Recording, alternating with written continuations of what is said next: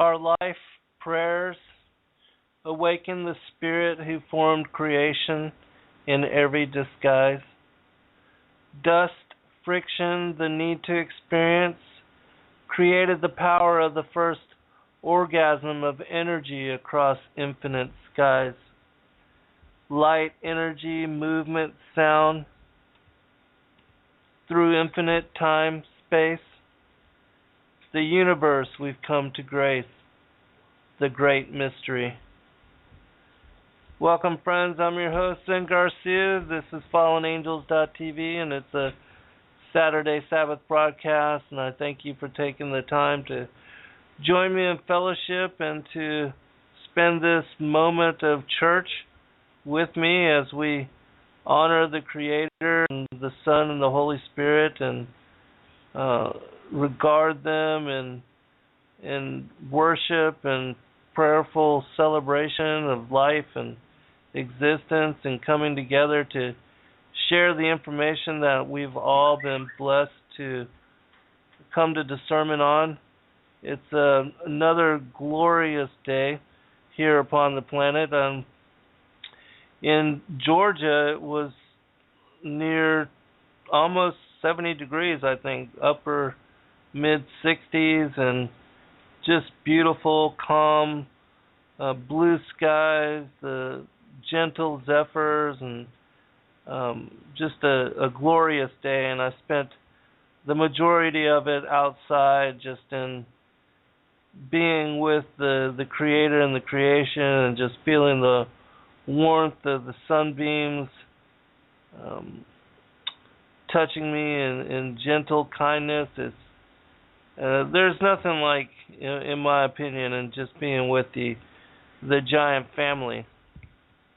Today is a follow-up. It will be the second in the series on the book of Atam and Oua.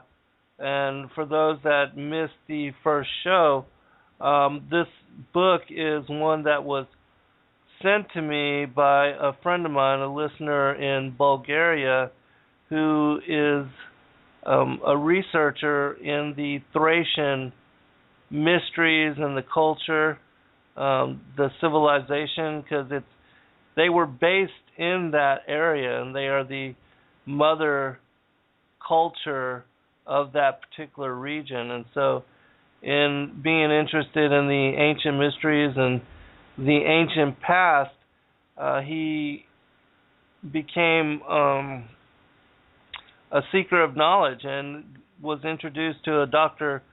Stephen Guide, who has published a number of books which are bilingual, and I'm hoping to get copies of these. I'm not found a website that is in English to where I can actually order them, but he's also translated some ancient texts that were found within that region from this Thracian culture, which predates. A lot of you have heard about the Thracians, which they predated the Sumerians by some 1,000 to 2,000 years. And what is interesting about the knowledge that they have and the information that Dr. Guide shares with us as a world is that they were not pagans, but they were very much Christian oriented and were followers of the Most High and knowers of the Son, and knew about what would be his later coming into the flesh to die on the cross to then redeem the sins of humanity, and that the promise, there was a prophecy within their culture, of which we've also been reading from in this particular text, that speaks about how the Father would send the Son into flesh form, and that taking on and being incarnated in such a way that he would, in fact, through his life and his example, show to us basically the way home, and that he would be the way and the truth and the light, and that he would defeat death in order to redeem humanity. And so all of these things are found within this particular text.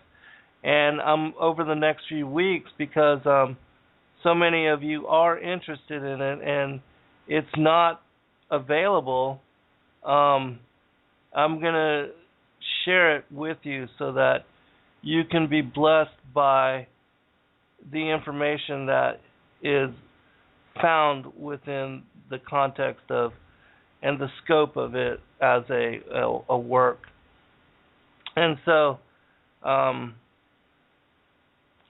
decided to actually dedicate the time to bring it to you in full revelation, whereas a lot of times in the shows that I do on some of these ancient documents, I will just spend one or two shows in order to emphasize what I feel are the most relevant parts, and then allow you to, share with you the link, and then allow you to read and to study the text for yourself. But because it's not available to you, I think it would be important to cover it in, if not in its entirety, in most of it.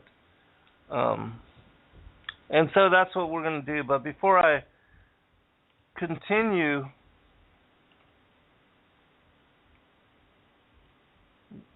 hold on, we've got a couple questions.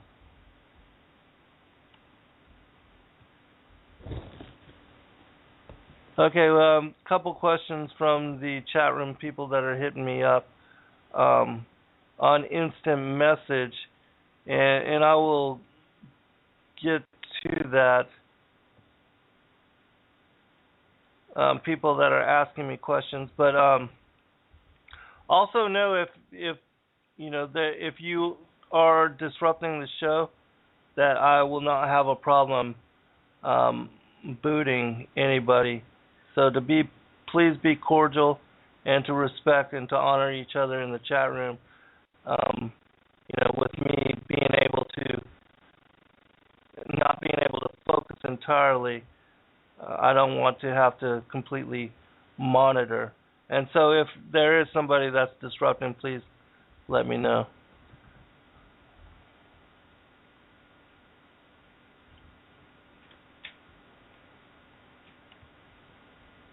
All right.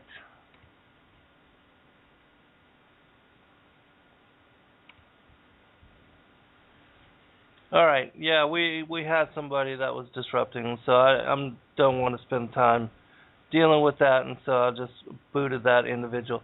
But anyways, I'm going to answer a few questions. First, let me answer this instant message from Exit Babylon. He's asking me a question, what is going on with Dr. Joy? Oh, I did answer you, Exit Babylon, but you may not have gotten my message, but I did let you know that Dr. Joy's husband has been going through some difficult times as far as his health, and so they're not exactly sure what his condition is, and so she's been going to a number of specialists and has had to focus on taking care of her husband and has not been able to do a lot of shows. She is going to be joining me November 29th on Revolution Radio on a Wednesday evening, 8 to 10 p.m. And we'll be covering a lot of information, and you're welcome to join us there. If you have any questions, you can ask her directly, or you can email me at zengarcia.com, and I'll be glad to pass those on to her. And also, you can contact her directly. She is taking some time to get back to people because of all that's going on with her life, but she makes it a point to answer everybody that does try to contact her. She's very good about that, and you can so just email her at drjoye, drjoye.com. And she'll catch you up on what's going on with her. But definitely, please do pray for her and her husband, I hope that life stabilizes for them so that she can continue to bless the world with all her incredible research. Because as for those that do know and have followed the relationship that she and I have had for a long number of years now, she was the first person that was confirming witness to me as to the revelation of my fourth book, Lucifer, Father of Cain, and that she also was led in discernment in that way, and writes about it and has covered it in great, and also on the various programs and the things that she's written about. In fact, the third book of her Beguiled series, of which we will be covering on November 29th, is focused on the metaphor of the symbology of the garden parable and Eve having eaten from the fruit of the tree of the knowledge of good and evil, and how the consequences of her having eaten of that fruit do not make sense unless you understand that the metaphor for the garden parable, that there's a sexual connotation associated to that revelation.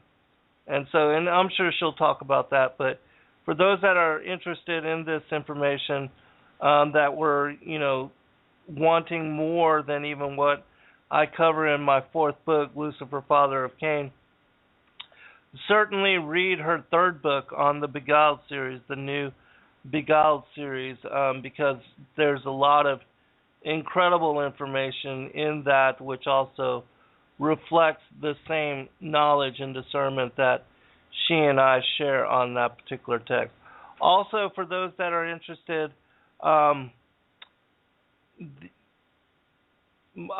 do have the second editions of Lucifer, Father of Cain available, and I am making them available to you at a discount cost, which they usually sell for $25, and that's autographed.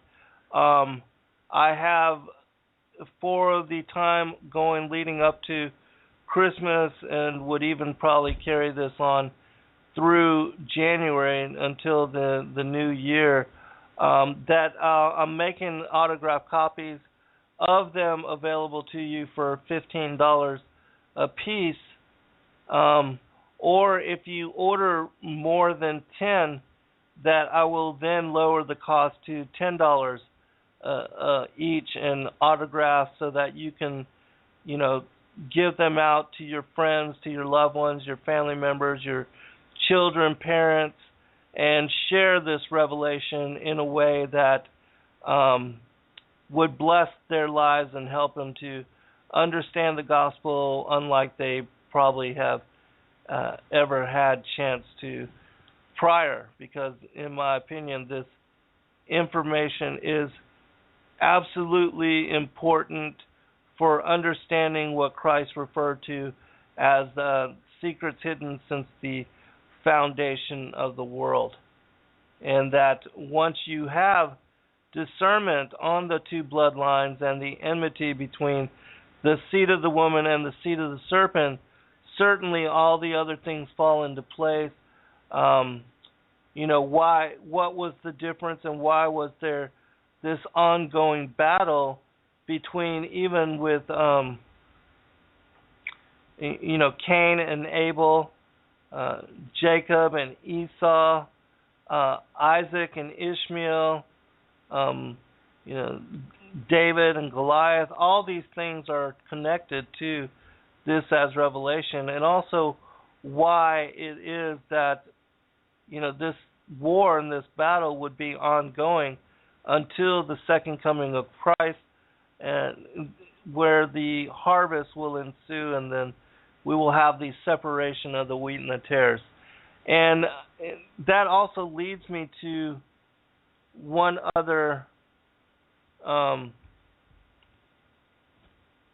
couple questions that some people had asked me.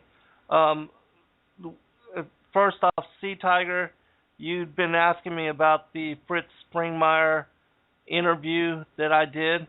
So if you go to my Facebook page, I'd linked the Fritz Springmeier, The Bloodlines of the Illuminati interview that I did with him. And also know that I am going to start making the archives for the Revolution Radio broadcast available to you. It won't be immediately after the show or anything of that nature, but I will start to make some of those archives available. I had no idea that they were archiving the shows. And for those that are interested, you can go to freedomslips.com, go down on the page. There's an archive section, and you can gain access to not only my archives going back to the beginning of the year, which I believe they keep them for 1 year and then they start it over again, but all the other hosts, which there are 70 plus hosts on Revolution Radio coming to you 24/7, 7 days a week just about. There are a few time slots that are not filled, but and you gain access to all of the archives for those shows as well. And that's at just $4.95 a month, which, in my opinion, for the amount of information, is a really good deal. So, all right, I want to answer a couple questions. First, from Mark Irvin, he had asked me about the Pistis Sophia collection and whether I thought this particular ancient text was authentic or inspired by biblical facts. It is a text that has a Gnostic leaning, and for a lot of people that is tantamount to it's not being relevant, or that it's contrary to what we find in the foundation of the canon, the Old and the New Testament. But it's my opinion that the things that are written about, and even in the other Gnostic, the Nag Hammadi collection, are little understood. And so that people that don't even understand the canon cannot make sense of what I consider to be the advanced and deeper secrets that are being revealed through those particular codices. And the reason I say that is because if you're not familiar, both the Pistis Sophia and the Nag Hammadi collection, these are texts that were dialogues between the apostles and Christ after his resurrection from the cross. And for the time that he was here with them prior to his ascent to the right hand of the Father. That, and this is also, it speaks about this in some of the texts, that he's not going to speak to them in parable form anymore, but that he was going to reveal the information in a very candid and straightforward kind of way. And some of those teachings are very profound, and because most people don't read their Bibles and they don't even understand the basics, have no foundation for truth, they can't make sense, heads or tails, as to what the more advanced texts are talking about. And that the Pistis Sophia speaks about pre-existence and elaborates upon how the Father and the Son knew us before we entered into the wombs of our mothers. Like in Jeremiah, where he says, I have foreordained you to be a prophet unto the nations. That in the Pistis Sophia talks about how the 12 apostles were known and that they were chosen, that they were to be part of the elect for their incarnation into flesh, and that this kind of thing applies to many, even to those that are alive in this generation, with our being the final generation. And I would even consider many of you as part of that group, because to you, um, the secrets have been revealed, and you are the keepers of wisdom. You are the carriers of ancient metaphor, as I say in some of my poems.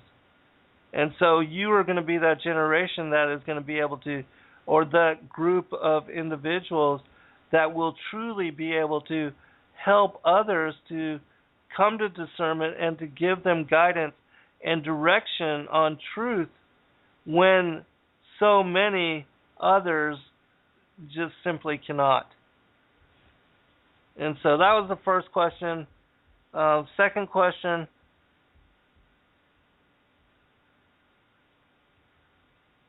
I forget exactly who sent me this, but the question is from a mother and her son. She says, blessed day to you. Thank you for helping me understand the truth. You've been so gracious to answer a couple of questions for me in the past, and I have a couple of more if you have time. From my son Isaac, and this is relevant to what we were just talking about, and then I'll go into the text because I know that time will quickly pass. Do you know why God didn't put Cain to death before he was able to spread his seed for so many generations? And I think that's just an awesome question, especially for a young person. For an individual to even have discernment on the two seed lines is such a true blessing in that way. But anyways, it's the same reason that the Most High God, the Father and the Son, allowed Satan to continue with his rebellion, with the insurrection and the war in heaven, and his temptation of 1/3 of the angels. It's because the enmity between the seed of the woman and the seed of the serpent would be allowed continuance from what was our first estate when the war in heaven occurred, and Lucifer and the rebel angels were cast out and banished here to this earth, and then his beguilement of Eve, impregnating her with Cain, and then Cain being the firstborn son, the firstborn scion of the serpent, and how he would be the patriarch for which would be the progeny of the devil's children here upon the planet. All that would be allowed continuance, even with the flood of Noah's day, that Og and the giants and the seed of the serpent would be allowed to make it through the flood. Of course, it was minimized in that the seed of humanity and the seed of the woman was given opportunity to flourish once again without being decimated by the giants that were on the planet before and after the flood. But that judgment would be levied by Christ in his second coming. That's what the whole parable of the Matthew chapter 13, the parable of the wheat and the tares, is about, where he said, the parable of the sower, when he said, whence from did these tares come about? And he said that an enemy had sowed them. And then when the angels asked, should we eradicate them now? He said, no, let them both grow up together until the time of the end. And then you have the parable of the wheat and the tares, when the multitudes are sent away, and he says that the enemy that sowed the tares is the devil, and that the time of the end, the angels as reapers would be sent out, and the tares would be gathered for burning, and that the wheat would be gathered for the barn. All of that where every knee shall bow and every tongue confess, that enmity, the war between the bloodlines, all of that, they would be allowed continuance until Christ comes again.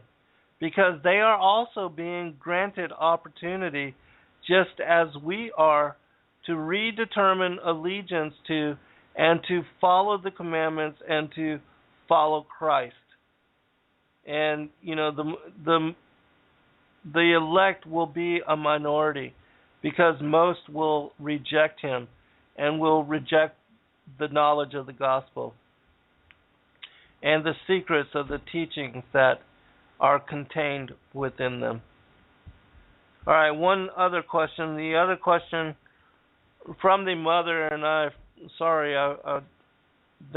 you can't recall who you are right now, was the Tower of Babel built by the fallen angels and the Rephaim to avoid the flood? And this would be, quickly, the answer to that is no. And the reason this is so is because the flood of Noah's day is written about and occurs after the interdiction of the watchers into the affairs of humanity, which occurs in Genesis chapter 6. And then the flood, the Tower of Babel, was under the commandment of Nimrod, which was born of the line of Ham, the children of Canaan, and that you can find detail of that in Genesis chapter 11, and that that occurred after the generations and the children of Noah had been multiplying and repopulating upon the planet. And so, quickly, the answer to that is no. All right. Now, I'm going to go ahead and check the chat room real quick. All right, I'm going to go ahead and get to the book of Atam and Oua.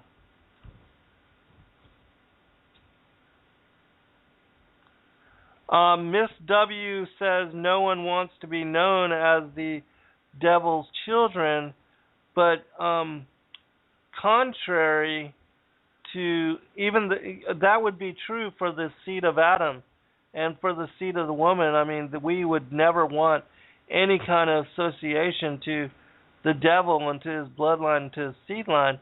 But those that are born of those lineages, that are proud of their being descendants of the fallen angels and of their father the devil, they relish in such knowledge, and they are proud of their divine right to rule over the masses of humanity. They are proud of their associations, and that's why it is that, like the bloodlines, the Bush family, the Clintons, and all those that are part of the royal elite that have New World Order, Illuminati connections, why it is that they are bound in blood oath and duty to the New World Order as agenda. It's, they are proud of they consider themselves to be the elect, the chosen ones. And the rest of us they see as useless eaters. And so, all right, continuing. We stopped off at chapter 9. The book of Atam and Oua. And again, this is a Thracian text that goes 5500 to 7000 BC.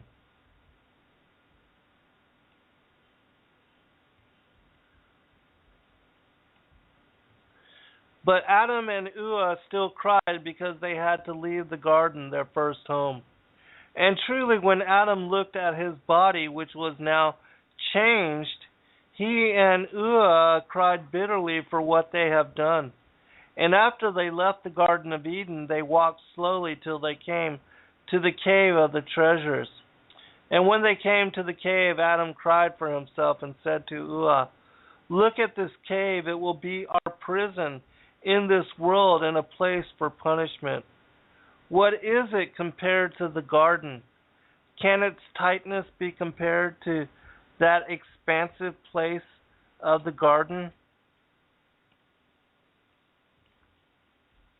What is this rock compared to those little hills? Or what is the darkness in the cave compared to the light in the garden? What is this hanging ceiling in the cave compared to the mercy of God which was before our ceiling and our guard? What is the earth of this cave compared to the earth of the garden? This earth is covered with stones, but the earth of the garden is planted with wonderful and fruitful trees. And Adam said to Oua, now look at our eyes, which before could see how the angels praise God constantly in the heavens, as we praised him with songs and hymns together with the angels. But now we cannot see like we used to see before. Our eyes turn carnal. They cannot see any more in the same way. I want to make a comment here.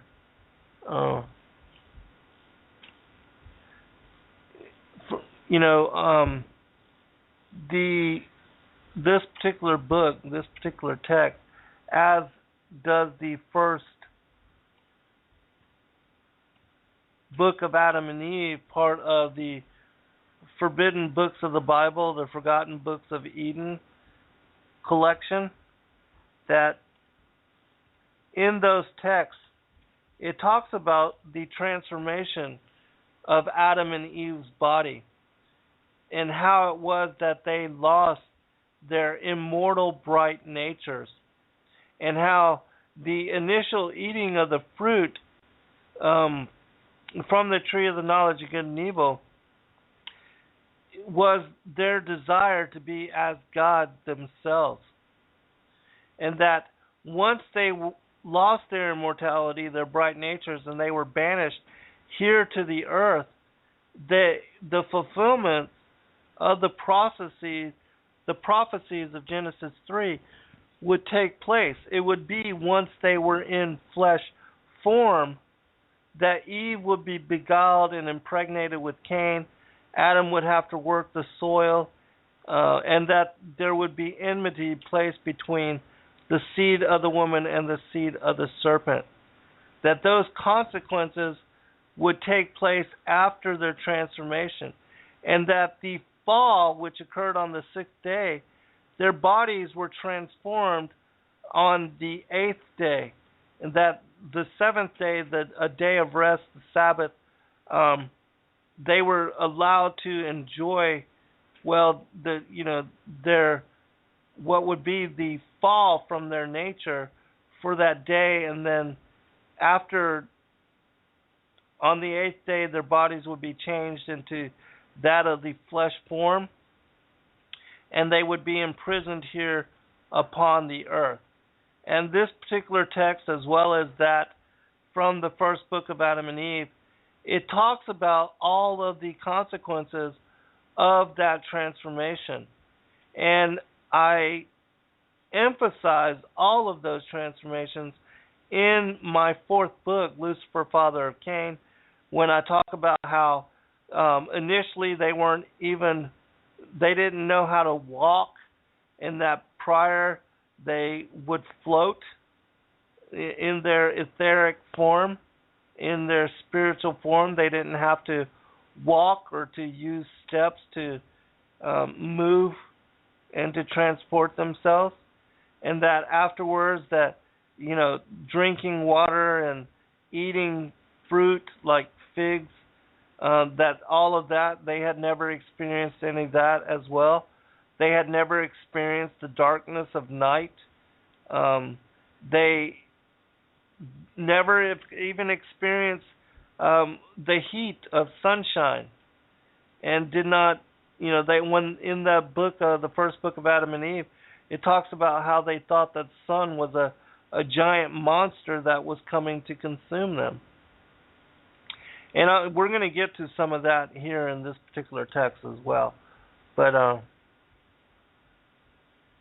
wanted to real quick bring up one particular passage from the Kitab al-Majali, which, for those that don't know, it's called the Book of Rolls. It's part of the text from the ancient fathers, the forefathers of the ancient church, the first church. But I just want to share one passage, because this will give you insight into what I'm talking about as well, because when Adam and Eve were first created, they were placed in paradise. They were not here yet banished here to the earth. And it was from paradise that they had fallen and been exiled from. And that place of paradise is where Adam and all the other patriarchs, including the thief that died on the cross with Christ, are now. And that during the first resurrection, they were taken to paradise and re-entered into the city of God, New Jerusalem. So, real quick, I wanted to share this particular passage. But the cursed devil, when he entered the serpent, came towards Eve when she was alone in paradise away from Adam, and called her by her name. She turned to him and looked at her likeness behind a veil. And he talked to her, and she talked to him. And he led her astray by his speech. And he lectured her about the forbidden tree in obedience to her desire, and described to her the goodness of its taste, and that when she should eat of it, she should become a god. And she longed for what the cursed one made her long for, and she would not hear from the Lord. May his name be sanctified. What he had commanded Adam about the tree, she hastened eagerly towards it and seized some of its fruit in her mouth. And then she called Adam, and he hastened to her, and she gave him of the fruit, telling him that if he ate of it, he would become a god. He listened to her advice because he should become a god, as she said. And when he and she ate the deadly fruit, they were bereft of their glory, and their splendor was taken from them, and they were stripped of the light with which they had been clothed. And when they looked at themselves, they were naked of the grace which they had worn, and their shame was manifest to them. They made to themselves aprons of fig leaves, and covered themselves therewith, and they were in great sadness for 3 hours. They did not manage to continue in the grace and the power with which the Lord had endued them before their rebellion for 3 hours, till it was taken from them, and they were made to slip and fall down at the time of sunset on that day. And they received the sentence of God in punishment. After the clothing of fig leaves, they put on clothing of skins, and that is the skin of which our bodies are made, being of the family of man, and it is a clothing of pain. All right, I'm not going to continue on with that, but you get the idea. If you want to read this story for yourself, I'll post it in the chat room. It's very interesting text. It's called the Kitab al-Majali. And it basically tells you, as I told you, that Adam and Eve were created in paradise, were made in an immortal and bright nature before they fell from grace, and that they didn't take on the flesh form until after their exile and after their fall. All right, continuing.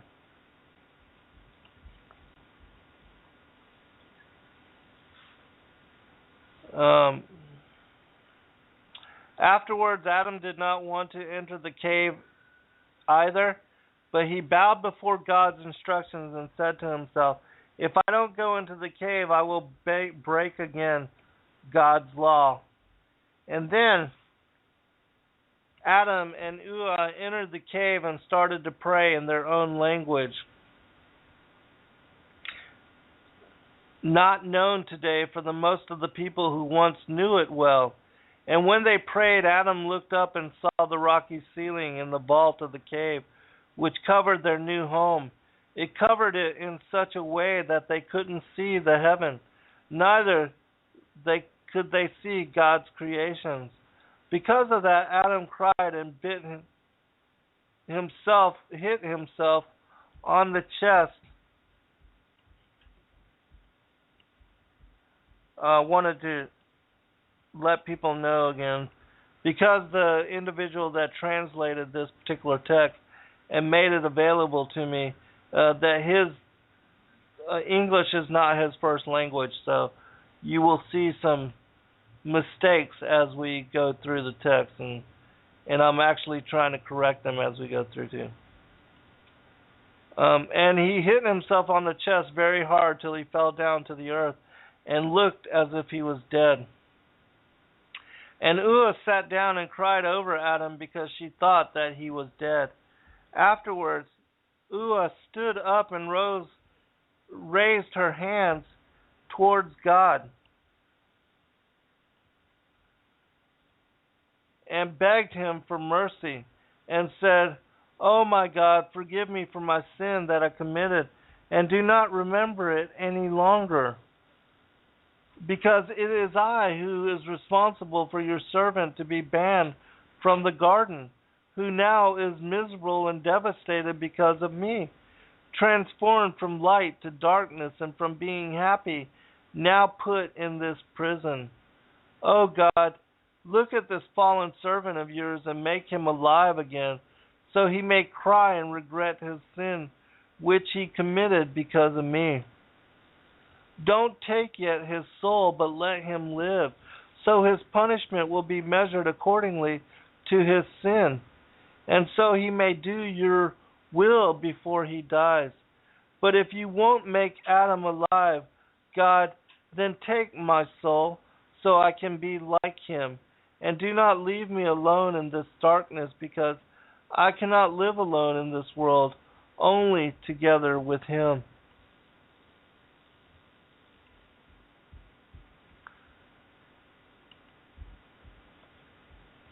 Because you, God, made Atam asleep so you could create me from his rib and afterwards restored it afterwards through your divine power, and you took me, his rib, and made me to be his woman, bright as him with a heart, mind, and speech, and in a body like his. You made me to his image through your mercy and power. Oh my God, he and I, we are one. And you, God, are our creator. You created both of us in the same day.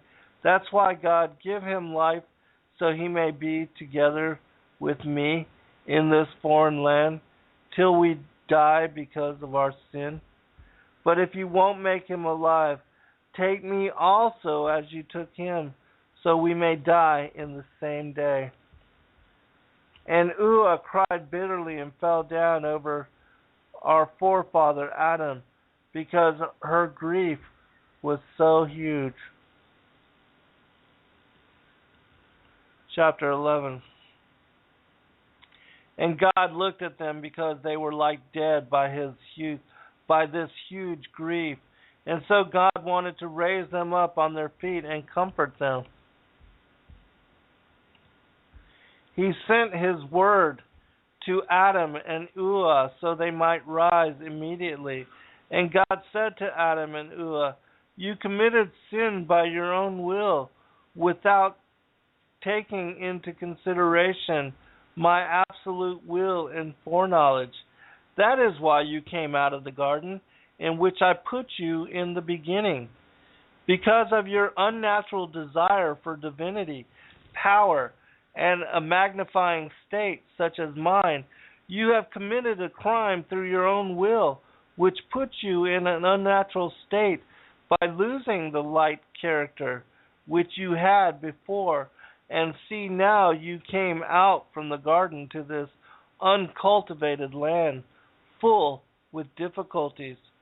You shouldn't break my law, and you should have obeyed me. You shouldn't eat fruit from the tree, as I also told you not to come near it. And in the garden there were other fruit trees better than this tree. But the bad Satan, who could not keep his initial state and faith, who did not have towards me, despite that I created him, contempt me and wanted to steal divinity. Therefore I banned and removed him from heaven, and put him down under it. He presented to you this tree in a way so it would be difficult for you to stand against the temptation, and so you ate from it by listening to him. This way you broke my law, and because of that you encountered now all these difficulties and pain. And you, Oua, who were the crown of the creation, were chosen to receive God's Spirit, so you might give birth to spiritual and heavenly children. You were first to taste from the tree, and when you went into the tree, you grew together with it, so you yourself became as a tree. And from now on, all boughs from Atam which go into the hollowness of your tree, I'm thinking it must be seed. Because they didn't understand what they were saying here. So it must be seed. And so from now on, all the seed from Adam which goes into the hollowness of your tree will be born from it, born in a world of pain and mortality, in which you are now, because through you all will, even the innocent, go into this tree and will taste the fruit from it. And you will be the mother of all living beings, and you will be to them as a tree of life, because they will be born through you. But instead of leading them to the world of the living, you will lead them to the world of the dead, because you didn't thirst for the loving presence of God's Spirit, but gave after to the seduction of the snake.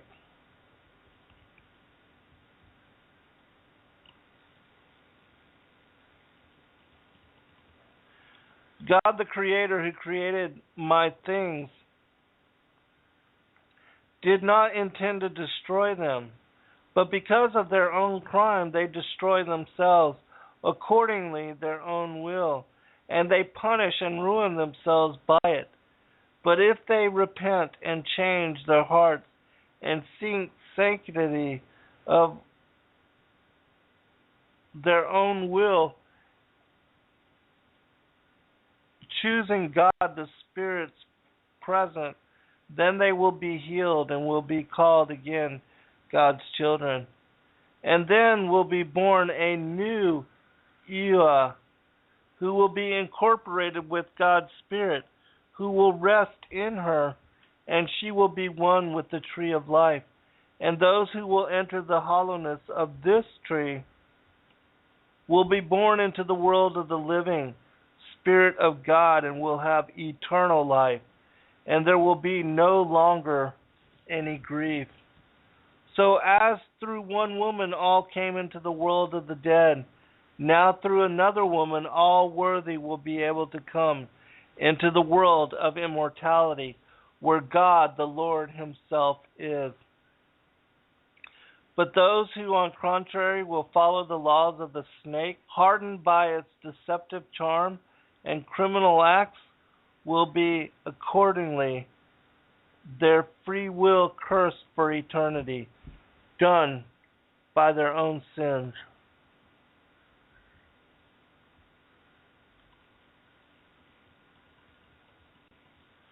Chapter 12. I'm going to read just a little bit more, and then I'll check the chat room. And if you have any questions, certainly place them there, and I will answer them. If the chat room scroll pushes your question off of the screen before I can get to it, then just repost it and I'll answer it. Just a few more paragraphs and then I'll get to your questions if you have any. When Atam and Oua heard these words from God, they sobbed and cried even more, but they stabilized their hearts in the name of God, because they felt that God is to them same as father and mother. And because of this feeling, they cried before him and sought for his mercy. And then God was pitiful and said, "O Adam, I made a legacy between me and you, and I will not break it. Neither will I let you come back to the garden till my testament of the 5.5 days will be fulfilled. And then Adam said to God, "Oh my God, you created us in the garden to your image, and before I committed a sin, you made all animals to come to me so I could give them names. Back then your blessing rested upon me, and I gave names to the animals according to your wisdom, and they were all subjected to me. But now, Lord God, when I broke your laws, all animals rise against me and will swallow me and your servant Oua as well, and the animals will kill us."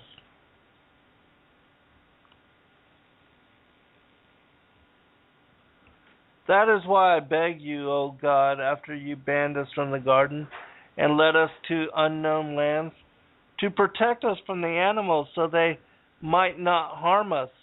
And when God heard what Adam said, he was pitiful towards them. And he knew that Adam is right when he says that the animals would rise against them and would swallow them. Atam and Oua, since God was angry with them for committing a sin.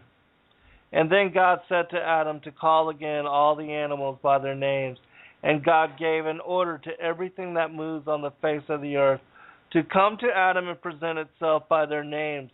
After they presented themselves, God told them not to bother Atam and Oua and his righteous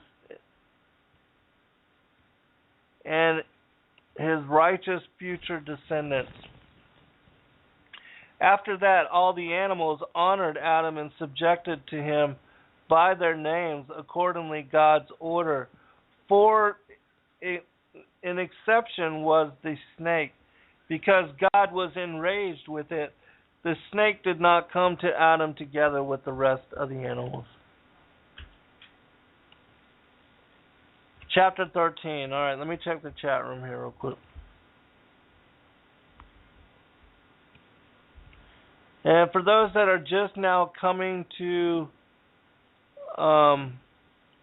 the chat room, I am reading, this is the second part of the book of Atam and Oua, a Thracian text that goes back to 5500 BC, predating the Sumerian culture, and that they were very ancient Christians that knew about what would be the fulfillment of the prophecy which is laid out in this text of Christ coming into the flesh 5,500 years after the banishment of Adam.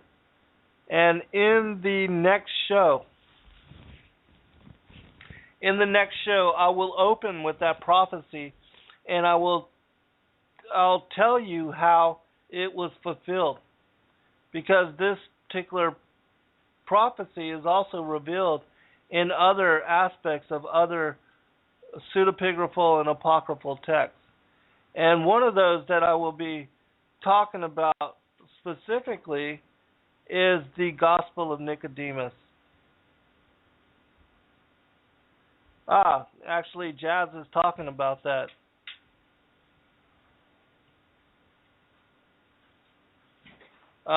Somewhat, you made a comment about that particular text. I'm not exactly sure what y'all are talking about. Let me see if I can make sense of this.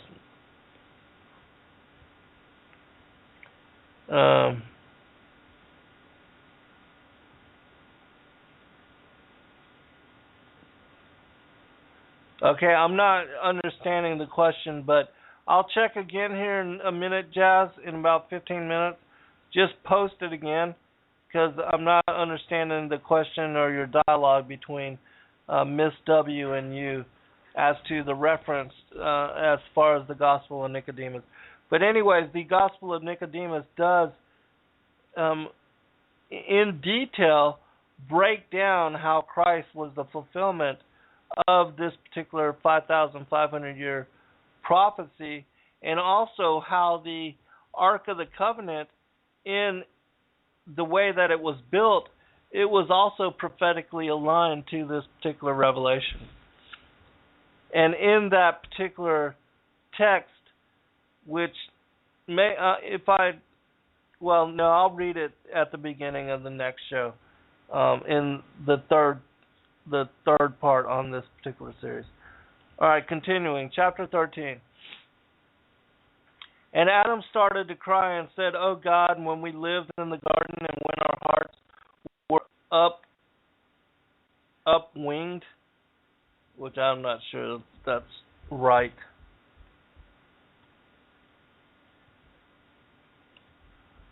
When our hearts were maybe uplifted, we saw the angels singing in heavens, praising you. And we knew them by their personal names. But now we don't see as before. No, when we went to live in a cave, all of creation became hidden from us. The Lord God said to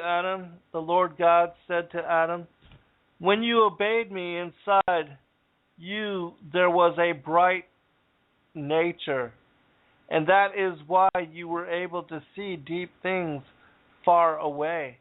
But after you committed sin, this bright nature was withdrawn from you.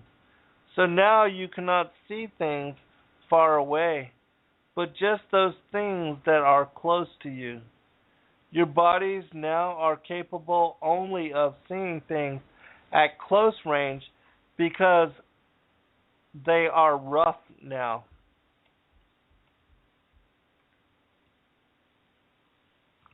The names of my angels are the same as before, and if you call them by their names, in my name and in my power, they will come to you and will submit to you like before. So you will not be alone and helpless in the land that you are now. When Atam and Oua heard these words from God, they left and praised God with sorrowful hearts, and God ended his relation or his interaction with Adam. Chapter 14. Afterwards, Atam and Oua came out from the cave of the treasures and approached the door of the garden. They stood there, looked at it, and cried because they were dismissed and could not enter it. And they left the door which leads to the Garden of Eden, located south to the river which watered the garden from the root of the tree of life, and which was divided in 4 rivers. And the river's name was Pison, namely meaning Jesus is the Son of the soul, which now is called Istire. Namely, Jesus is God the Word. And then Atam and Oua came close to the water and looked at it and saw that this water passed through the root of the tree of life placed in the garden. And so Adam started to cry and to sob, and he hit himself on the chest because he was removed from the garden. And so he said to Oua, "Why did you bring to me, to yourself, and to our descendants so much grief and disaster?" And hold on.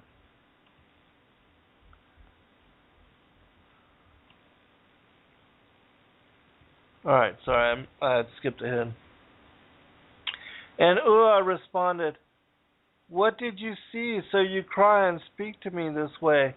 But Adam said to Oua, "Don't you see this water which was with us in the garden and which watered the trees, the water which runs out from the tree?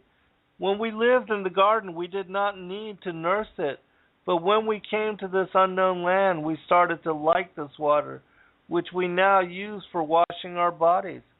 And so when Oua heard Adam's words, she started to cry.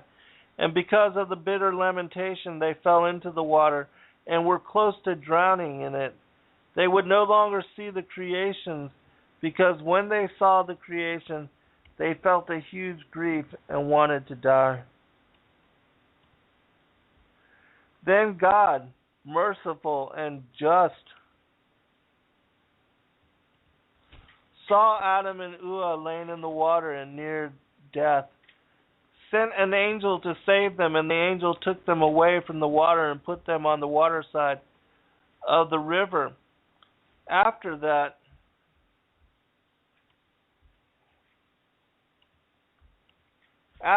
the angel went back to God and said to him, "O God, your creations passed away." And then God sent his word to Atam and Oua and made them alive. After Adam was made alive again, he said, "O God, when we lived in the garden, we did not need this water, but since we came out to this land, we cannot live without it." And then God said to Atam, "When you were humble and obedient, and when you were a bright angel, you did not know this water. But after you broke my commandment, you cannot live without water, in which you must clean your body, because from now on your body is like the body of the animals, which need water. You must learn about the mystery of the water, so you may have life within you." And when Atam and Oua heard God saying this, they cried bitterly.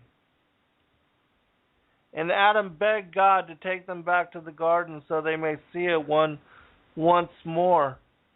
But God said to Adam, "I gave you a promise, and when this promise is fulfilled, I will take you back to Eden, together with all your righteous descendants." And God stopped talking to Adam. Chapter 16. And then Atam and Oua felt that they were burning of thirst, heat, and grief. And so Adam said to Oua, "We will not drink from this water, even if we have to die. O Oua, if we drink and this water will come to our interior body, it will increase our sin and the sins of our descendants." And Atam and Oua moved away from the water and did not drink it at all, but returned to the cave of treasures. In the cave, Adam could not see Oua. He could just hear her making sounds. Neither Oua could see Adam, but only hear him making sounds. And then Atam felt a huge pain and cried. He hit himself on the chest, stood up, and said to Oua, "Where are you?" She replied, "I am here in the darkness." And then Adam said to her, "Do you remember the bright substance that we had when we lived and when we were in Eden?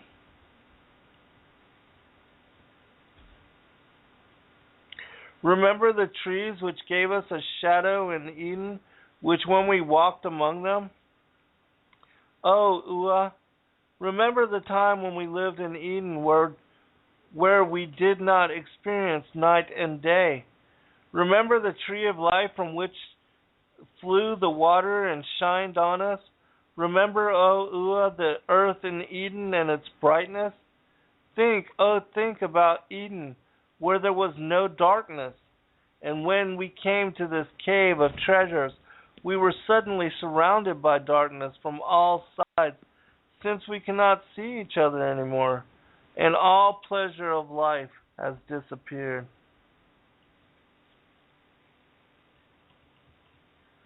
Chapter 17. Just a few more paragraphs and I'll check the chat room again. Afterwards, Adam hit himself again on the chest.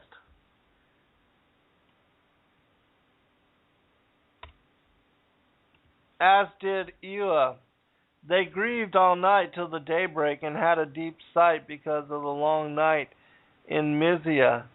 And while Adam hit himself on the chest, he jumped from the high ground of the cave, and because he felt deep sorrow and because of the darkness that surrounded him. Oua heard the noise of Adam when he fell down to the ground, and tried to find him by touching the ground with her hands. And when she found him, he was like dead because he did not move. Oua got scared and turned dumb, being there beside him.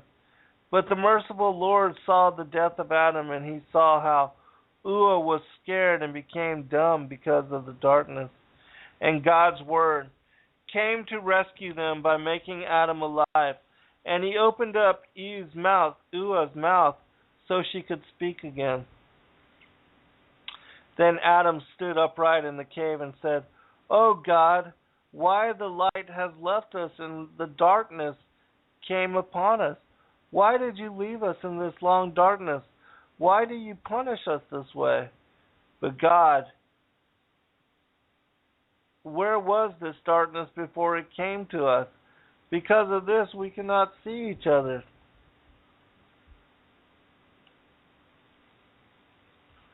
When we were in Eden, we didn't see darkness, neither did we know what it was. I was not hidden from Oua, and Oua was not hidden from me till now. And now we are so separated from each other. But before I and Oua, we were in such a great brightness. I could see her and she could see me. Now when we came to this cave, we are covered with darkness and got separated by it. I can't see Oua, and she can't see me. Oh God, why do you want to punish us with this darkness? Chapter 18. Afterwards, when God the merciful and pitiful heard Adam's voice, he said to Adam, "Oh Adam, when the angel called Satan Nell, he was obedient and subjugated to me, and upon him rested a bright light. But when he broke my commandment, I took away his bright nature from him, and he turned dark. And when he was in heavens and owned this lightness, he did not know what darkness was. But he committed a sin, and I put him down on the earth, where darkness came upon him. It is the same with you, O Adam. When you were in my Eden and were submissive to me, this bright light also rested upon you. But when I heard about your sin, I took away from you the bright light. Despite of your sin, and because I am merciful, I did not turn you into darkness, but gave you a carnal body, on which I stretched out this skin, so that your body could stand against the cold and the heat. If I chose to be still angry with you, I would exterminate you. And if I would turn you in darkness, it would be the same as killing you. But because I am merciful, I let you live in the body that you have now. Oh, Adam, when you broke my commandment, I banned you from Eden and took you to this land. And I ordered you to live in the cave, so darkness came upon you in the same way as the darkness came upon the fallen angel who broke my commandment. So look, Adam, you are tricked by this night. It will not be eternally, but it will last only around 12 hours.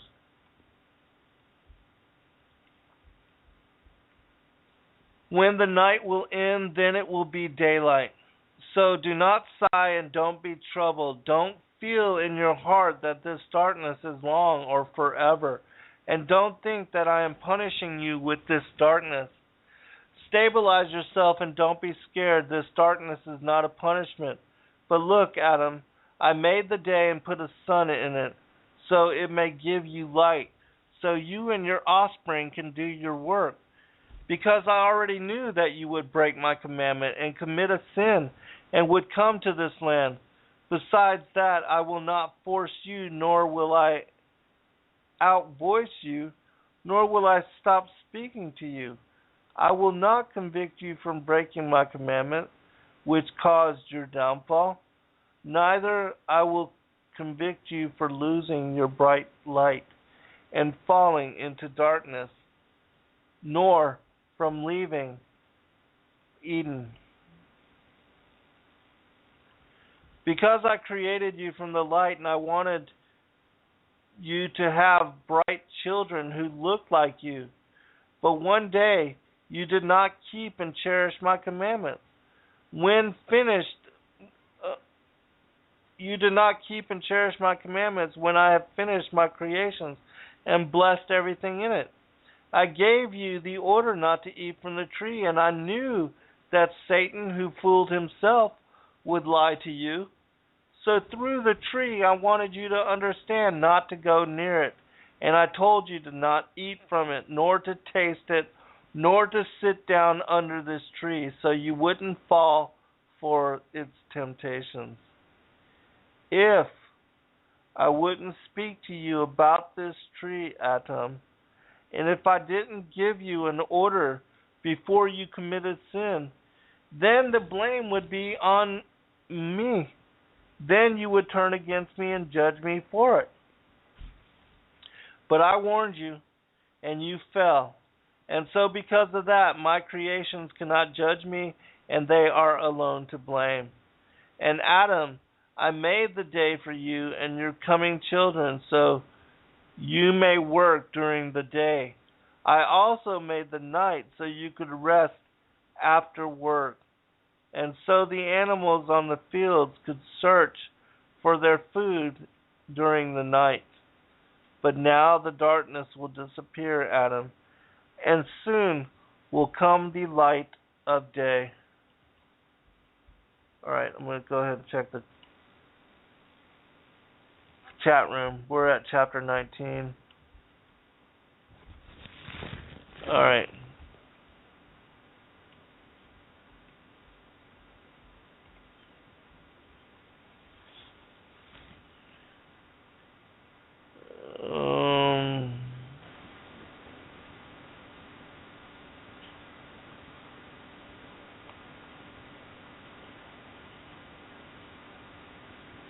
Okay, there's conversation going on about pre-existence in the chat room.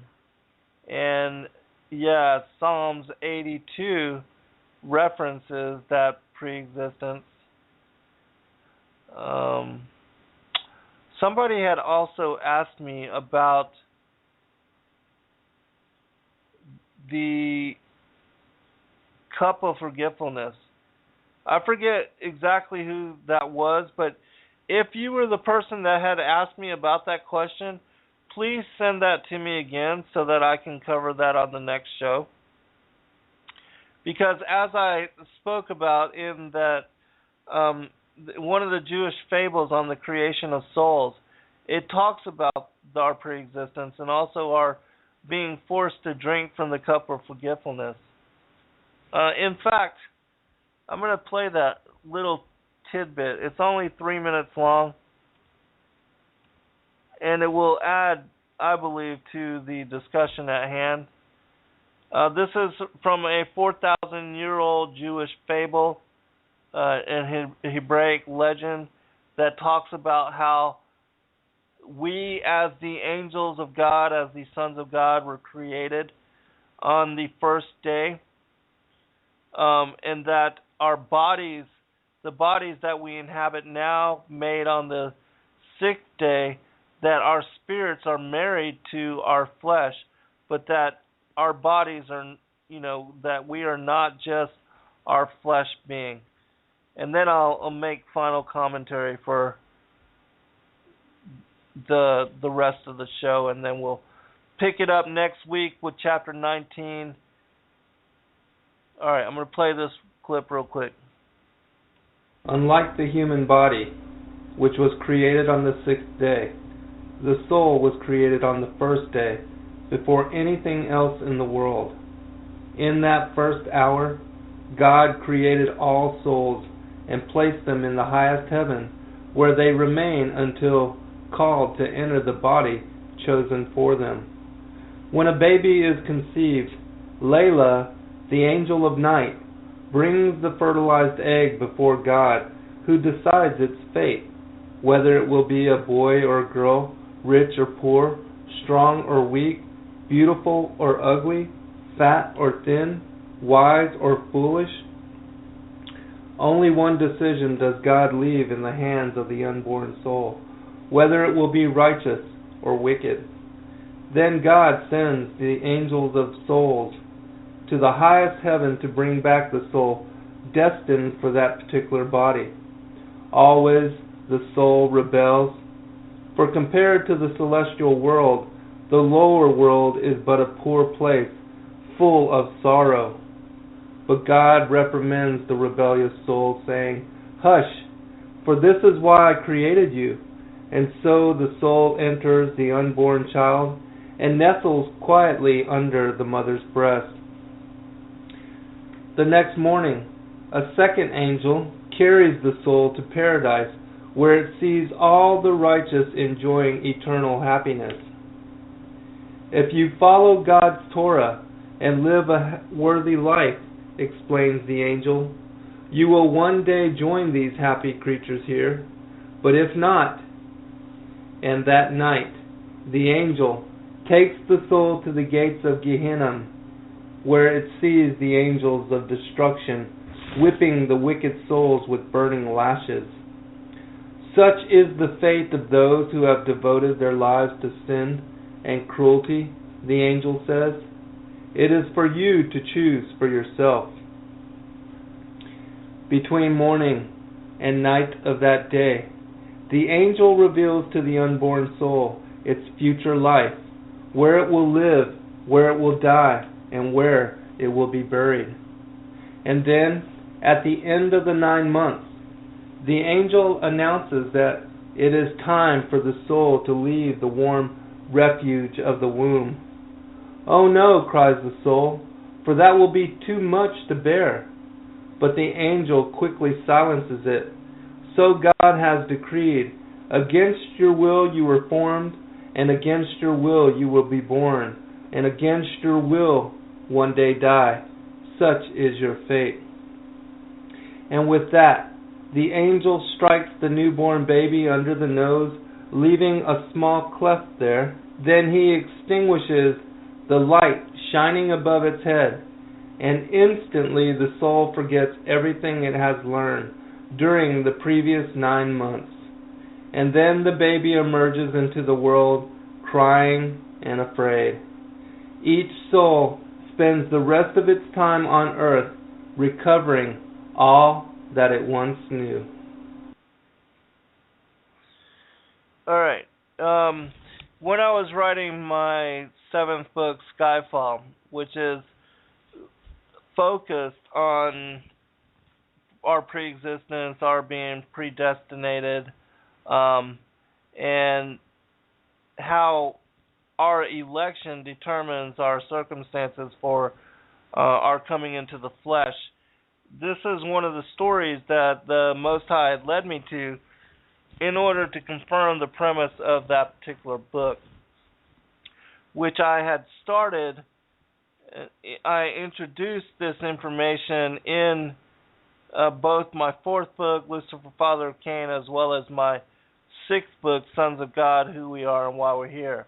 And in my 6th book, I began to elaborate upon it a little bit more and to share more sources, scriptural references, and sources from other pseudepigraphal, apocryphal, as well as the Nag Hammadi codices and even the Dead Sea Scrolls, and how this is another one of those secrets that people don't know a whole lot about when they study only the canon, the Old and New Testament, and that the information is there, but the scriptures and the passages that are associated with it as revelation, it does not make sense to certain pastors, preachers, ministers, people of knowledge, and so they don't teach upon it and don't cover it in their, sermons or in their the work when they're writing about their particular books or whatever. Like the whole thing with Jacob, I loved, but Esau I hated. How people can't make sense of, and you won't have a preacher or pastor go up to stand before the congregation or go up on like a TBN or some TV show and talk to the entirety of the world and tell them about how it is that the Most High, the Creator of us all, how He's supposed to be a loving and a compassionate God, but that He somehow hated a child before he had ever yet been born and ever had yet even chance to sin, and how all of that just does not make sense unless you understand about our election and how that has part and plays out in our incarnating into flesh form, or that the war in heaven, which is really the original sin, how all in our, who we were and what we did during that time, how that also plays out in who we are born and how we incarnate into flesh for what will be this particular lifetime.